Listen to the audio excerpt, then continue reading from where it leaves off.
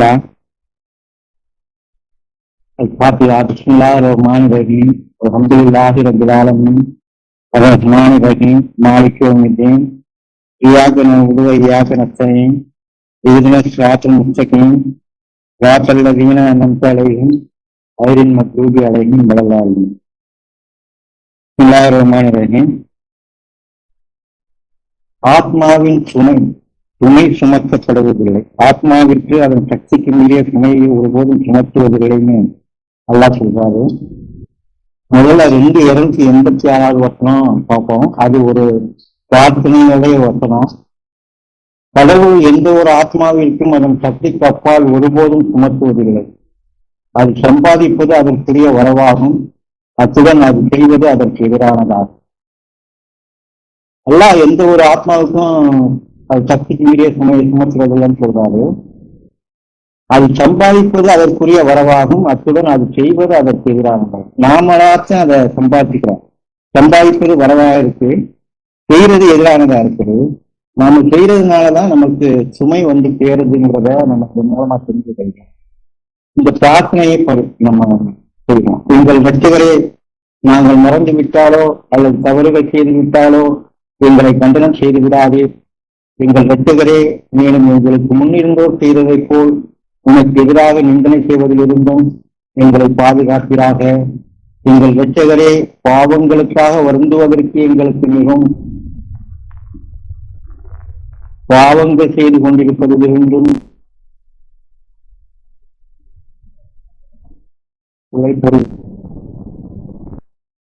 நீரே எங்கள் இரட்சகரும் அதிபதியுமாக இருக்கின்றீர். நம்ப மறுக்கின்ற மக்களின் மீது எங்களுக்கு வெற்றியை கொண்டிருக்கிறார். நம்மளாலதான் நமக்கு சுமை ஏறுது, நம்ம ஆத்மாவுக்கு சுமை ஏறுதுங்கிறத நம்ம தெரிஞ்சுக்கிறோம். அல்லாஹ் எந்த ஒரு ஆத்மாவுக்கும் அதுக்கு சக்திக்கு மீது சுமையை அது சுமத்துறது இல்லைங்கிறத சொல்றாரு. 4:28 பார்ப்போம். கடவுள் உங்களுடைய சுமையை லேசாக்கவே விரும்புகின்றார், ஏனெனில் மானிட படைப்பு பலகீனமாகவே படைக்கப்பட்டுள்ளது. மானிட படைப்பு பலகீனமாகவே படைக்கப்பட்டுள்ளதுங்கிறது சொல்றாரு. சுமையை லேசாக்குறதும் விரும்புகின்றார்னு சொல்றாரு.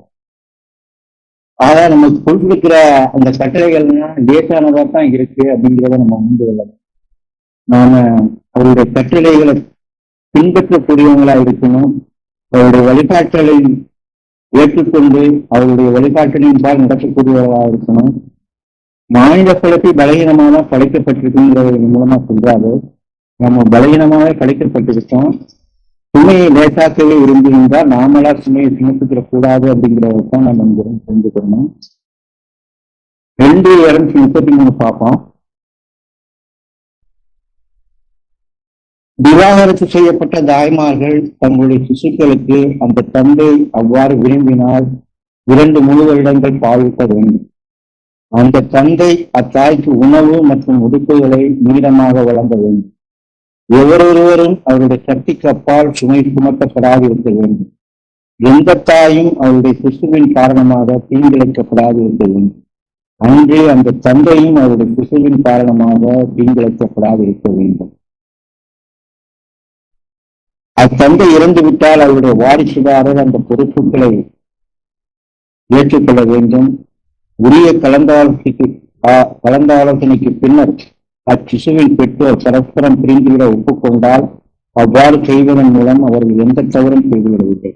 நியாயமானதை நீங்கள் அவர்களுக்கு செலுத்திவிடும் வரை தாய்களை வடிக்கமர்த்திக் கொள்வதன் மூலம் நீங்கள் எந்த தவறும் செய்துவிடவில்லை.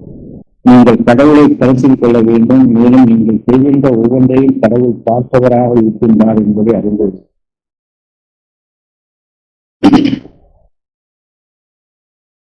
விவரம் செய்யப்பட்ட தாய்மார்கள் தங்களுடைய சிசுகள் அந்த தந்தை அவர் விரும்பினால் 2 வருடங்கள் பாதிப்பதுன்னு சொல்றாரு. அந்த தந்தை அந்த தாய்க்கு உணவு மற்றும் உறுப்புகளை நீளமாக வழங்கினு சொல்றாரு. எவரொருவரும் அவருடைய சக்திக்கு அப்பால் சுமை சுமத்தப்படாது இருக்க வேண்டும்ங்கிறத நம்மளை சொல்றாரு.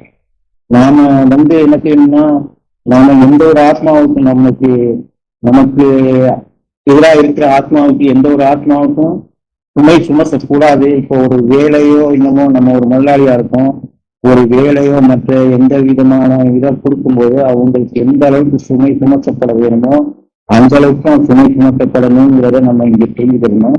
இந்த ஆத்மா நமக்கு சொல்றாரு, எந்த ஆத்மாவுக்கும் அது சுமை சுமத்தப்படாது இருக்கிறதுங்கிறத இங்க குறிப்பிட்டு சொல்றாரு.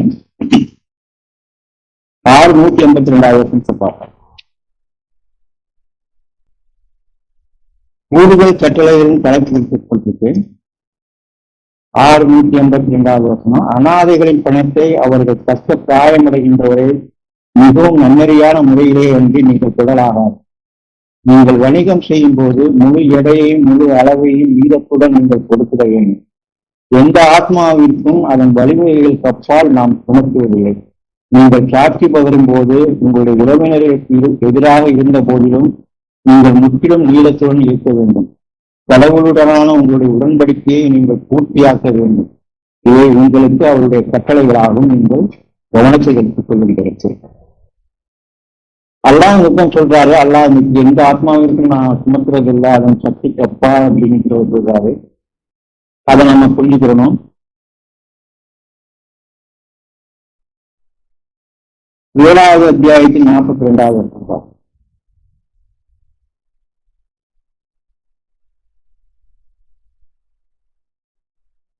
நம்பிக்கை கொண்டு நன்னறியான ஒரு வாழ்வு நடத்துகின்றதை பொறுத்தவரை ஒரு பேஸ் கொடுக்கப்பட்டிருக்கு. எந்த ஆத்மாவுக்கும் அதன் சக்தி கப்பால் நாம் ஒருபோதும் சுமத்துவதில்லை. இதையும் பேஸ் கொடுக்கப்பட்டிருக்கு. இவர்கள் சூனவாசிகளாக இருப்பார்கள், அவர்கள் அதனில் என்றென்றும் தங்கியிருப்பார்கள். வாழ்வு நடத்துகின்றதை பொறுத்தவரை சொல்றாரு. இதுக்கு இடையில எந்த ஒரு ஆத்மாவுக்கும் அதன் சக்திக்கு அப்பால் நாம் ஒருபோதும் சுமத்துவதில்லை அப்படின்னு சொல்றாரு. ஏன் அப்படி சொல்றாருன்னா, நன்னெறியை நம்ம அடையக்கூடியவங்களாத்தான் இருக்கிறோம். அதுக்குரிய சக்தியை நமக்கு கொடுத்திருக்கிறதா நம்ம புரிஞ்சுக்கொள்ளணும். எந்த ஆத்மாவுக்கும் அந்த சக்திக்கு அப்பால் நாம் ஒருபோதும் சுமத்துவதில்லைன்னு இங்க இடையில குறிப்பிடுறாருன்னா, நன்னெறியை அடையக்கூடியவங்களா நாம இருக்கிறோம். நன்னெறியோட வாழ்வு நடத்த நம்மளால முடியுங்கிறத இந்த வசனம் நமக்கு சொல்லுது. அதனால நம்ம இதை புரிஞ்சுக்கிறணும். நம்ம புரிஞ்சுக்கிட்டு நன்னறியான வாழ்வு நடத்துறதுக்கு நம்ம அல்லாட்ட பிரார்த்தனை செய்யணும். 23:62 வசனம் பார்ப்போம். நம்ப மறுப்பவர்கள் நன்றியற்றவர்கள் என்று தலைப்பு கொடுக்கப்பட்டது. எந்த ஒரு ஆத்மாவுக்கும் அதன் சக்திக்கு அப்பாற்பட்டு நாம் ஒருபோதும் சுமத்துவதில்லை. மேலும் உண்மையை உரைக்கும் ஒரு பதிவேட்டை நாம் வைத்திருக்கின்றோம். எவர் ஒருவரும் அநீதியத்தை அனுபவிக்க மாட்டார்கள். இந்த வசனம் அர்த்தம் சொல்லுது, எவர் ஒருவரும் அநீதியத்தை அனுபவிக்க மாட்டார்கள். எந்த ஒரு ஆத்மாவுக்கும் சக்தியை சுமத்துறது, அதுக்கு மேல் சக்தியை சுமத்துவதில்லை. அதுக்கு சக்திக்கு உட்பட்டதான் சுமத்துறதாரு சொல்றாரு. மேலும் உண்மையை உரைக்கும் ஒரு பதிவேட்டை நாம் வைத்திருக்கின்றோம்னு சொல்றாரு. இந்த உண்மையை உரைக்கும் இந்த பதிவேடு இதைத்தான் சொல்லுது. ஆத்மாவிற்கு எந்த ஆத்மாவுக்கும் சக்திக்கு மேல உண்மையை நான் சுமத்துறது இல்லைங்கிறத இதன் மூலமா நமக்கு சொல்றாரு. அடுத்த வருஷம் பார்ப்போம். அவருடைய மனங்கள் இது குறித்து அறியாதிருப்பதால் இதற்கு ஒவ்வாத காரியங்களை அவர்கள் செய்கின்றனர். அவருடைய காரியங்கள் தீயவையாக உள்ளன. யாருடைய மனங்கள் இந்த ஆத்மாவுக்கு அதன் சக்திக்கு அப்பால் ஒருபோதும் சுமை சுமத்துவதில்லை என்று சொல்றாங்கல்ல, அதுக்கு எதிராக இருக்கிறவங்க அவங்க என்ன செய்யறாங்கன்னா, அவங்க மனங்கள் இது குறித்து அறியாது இருப்பதனால் இதற்கு ஒவ்வாத காரியங்களை அவர்கள் செய்கின்றனர். அவர்களுடைய காரியங்கள் தீயவையாக உள்ளன.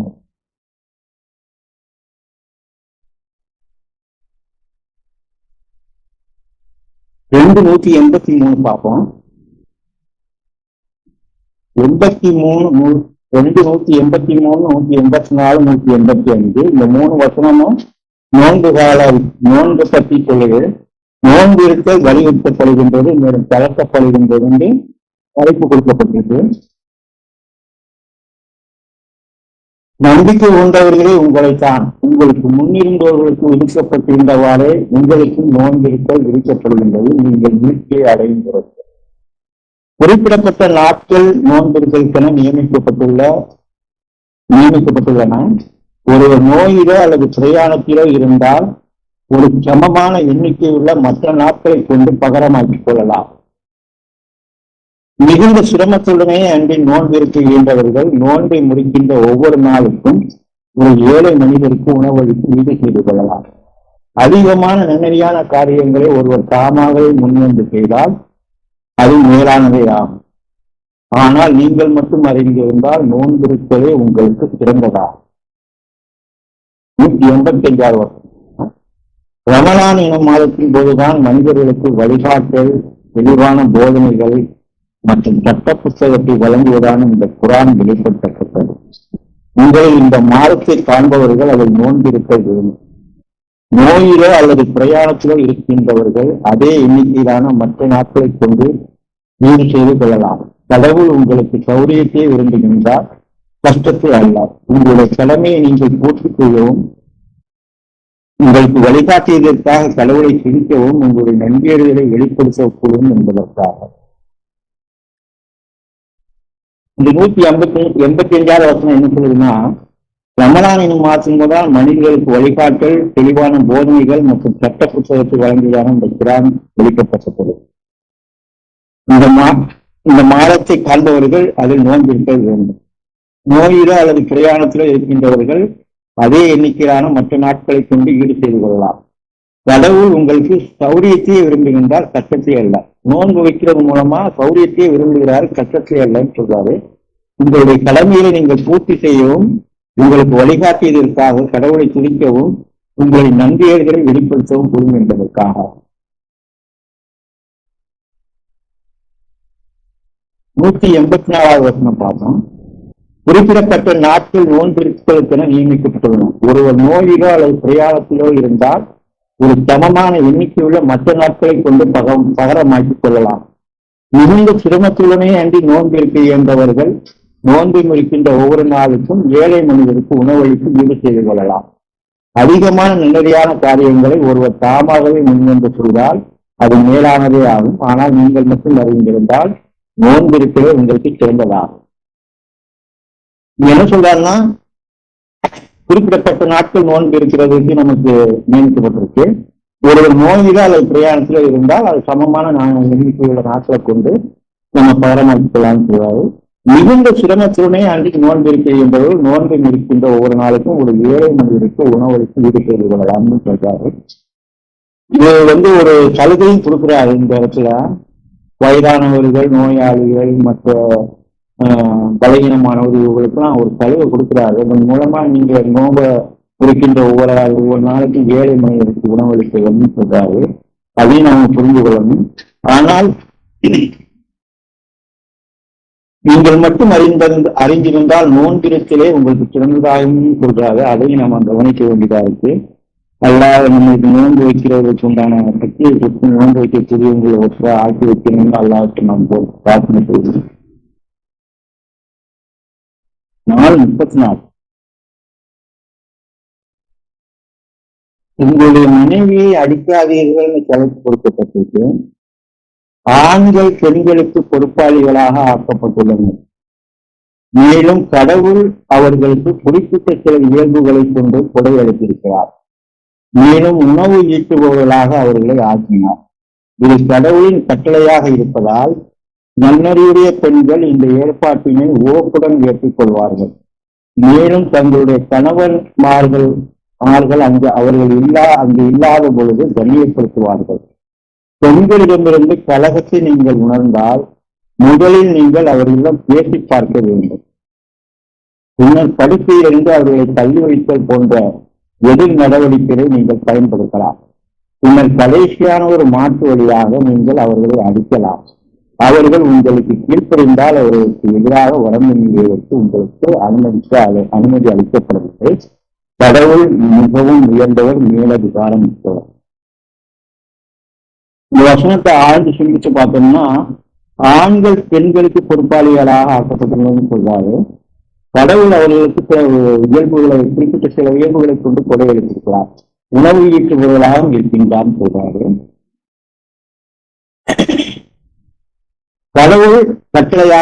கடவுளின் கட்டளையாக இருப்பதால் நன்னறிவுடைய பெண்கள் இந்த ஏற்பாட்டினை ஓப்புடன் ஏற்றுக்கொள்வார். இந்த வசனம் நன்னறிவுடைய பெண்களுக்கு தான் சொல்லுது. இங்க தலைப்பு அடிக்காதீர்கள்னு கொடுக்குறாரு. இங்க அடிக்கலாம்னு வசனத்துல வருது. அடிக்கலாம்னு வந்தாலே நம்ம யோசிச்சு பார்த்தோம்னா அடிக்க கூடாதுங்கிறது தான் இங்க சொல்றாரு. ரசாத் சொல்ற மாதிரி தான் இங்க அடிக்க கூடாதுன்னு தான் சொல்றாரு. அல்லாமல் ஏன்னா அடிக்கிற அளவுக்கு நம்ம போக மாட்டோங்கிறத தான் சொல்றாரு. இங்க நம்பிக்கையுடைய ஒரு நன்னறியுடைய பெண்ணை பற்றியும் பெண்ணை பற்றியும் அவருடைய கணவரை பற்றியும் தான் சொல்லப்படுது. அவங்க பேசி பார்த்ததன் மூலமாக முதல் இடத்திலேயே அவங்க தங்களுடைய பிரச்சனையை தீர்த்துக் கொள்வாங்கிறத தான் நாம உங்களை புரிந்து கொள்ளணும். அடுத்த இடத்துக்கு நமக்கு போறதுக்கு நல்ல நன்னறியுடைய பெண்ணோ ஆனோ போகமாட்டாங்க, அடிக்கிற அளவுக்குலாம் போகமாட்டாங்கிறத தான் நம்ம இந்த வீட்டில் புரிஞ்சுக்கணும். அடுத்த இது பார்ப்போம்.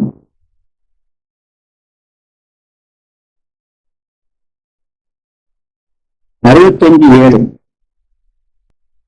செல்வந்தரான கணவர் தன்னுடைய வருவாய்க்கேற்ப ஜீவனாம்சம் வழங்கும். ஏழ்மையானவர் கடவுள் அவருக்கு அளித்த வருவாய்க்கேற்ப வழங்குகிறது. கடவுள் எந்த ஆத்மாவுக்கும் அவர் குறித்திருப்பதை விடவும் அதிகமாக சுமத்துவதில்லை. கஷ்டத்திற்கு பின்னர் எளிதானதை கடவுள் வழங்குவார். தெளிவா சொல்லி செல்வந்தரான கணவர் தன்னுடைய வருவாய்க்கேற்ப ஜீவனாம்சம் வழங்கணும். ஏழ்மையானவர் அவருடைய வருவாய்க்கேற்ப ஜீவனாம்சம் வழங்கணும். கடவுள் எந்த ஆத்மாவுக்கும் அவர் கொடுத்திருப்பதை விடவும் அதிகமாக சுமத்துவதில்லைங்கிறார். கஷ்டத்திற்கு பின்னர் எளிதானதை கடவுள் வழங்குவார். ஒரு சுமை நமக்கு வருதுன்னா அது நம்ம தாங்கக்கூடிய சுமையாத்தே இருக்கு. அந்த சுமைக்கு அப்புறம் அந்த கஷ்டத்திற்கு பின்னர் எளிதானதை கடவுள் வழங்குவான்னு சொல்றாருங்கிறத நம்ம நம்பணும்.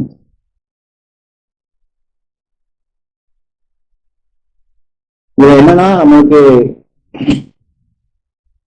இந்த வசனம்லாம் என்ன சொல்லுதுன்னா, எந்த ஒரு ஆத்மாவிற்கும் அது சக்திக்கு மீறிய சுமையை அல்லாவும் சுமத்துறதில்லை, நாமும் சுமத்தக்கூடாது. எந்த ஆத்மாவுக்கும் நம்ம எந்த ஆத்மாவுக்கும் நம்ம சுமை சுமத்தாம இருக்கிறோங்கிறத இங்க சொல்லுது.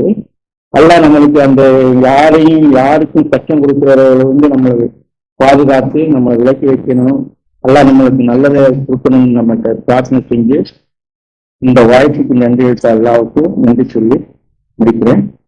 அது கொண்டு அஸ்ஸலாமு அலைக்கும்.